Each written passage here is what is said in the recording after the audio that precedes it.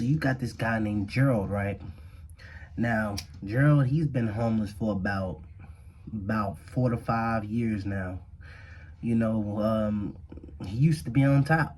He used to have it all, actually. He used to have, they didn't have any kids, but he ended up retiring from this car company, and him and his family inherited it, and he ended up giving it to his son, like his stepson. It's not his son, but he got like a stepson. So he pretty much raised him since he was younger. So he gave the business to his stepson, and he ended up, dragging out all his assets, and he ended up meeting this woman, and she's like a ginger, and they was with each other for a long time, and she ended up getting into a car accident, and she ended up passing away. So he still stayed in contact with his stepson when he could, but eventually, shockingly, he ended up turning on his stepdad and ended up just taking his stuff and just leaving him in the dumps. So now he hung on the best he could, and he was spending this and spending that, but eventually he ended up coming homeless.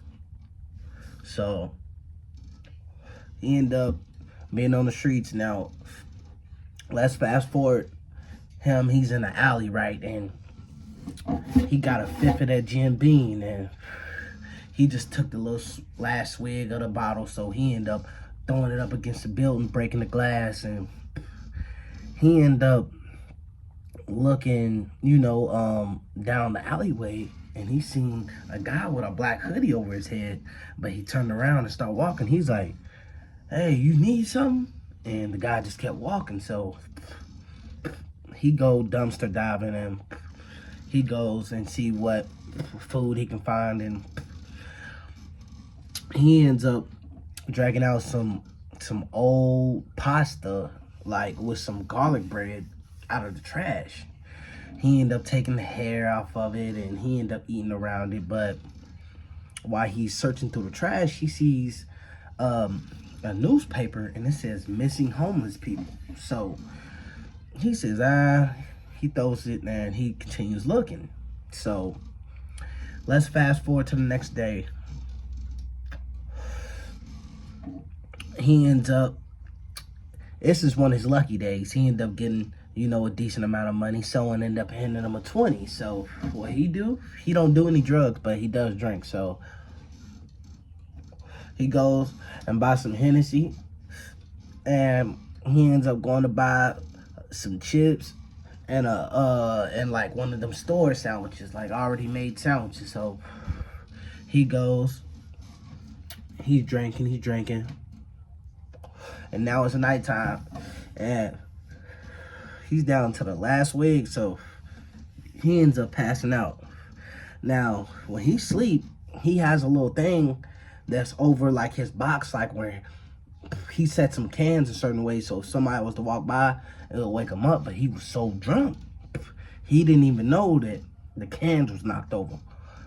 So while he's in and out of consciousness, now this is a guy that I just met. Now he's he's doing good for himself now, but he's telling me to tell his story of homeless awareness of what could happen. So Jerrald, he could have swore that he was feeling somebody grabbing his legs, but he thought he was still dreaming. So he was like, and then he felt like some vibration, like back and forth, like.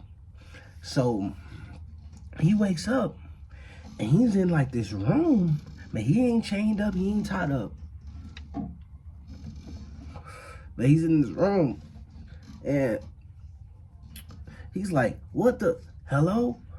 Hello?" Now he's screaming hello for like almost an hour. And he said, "Man, screw this."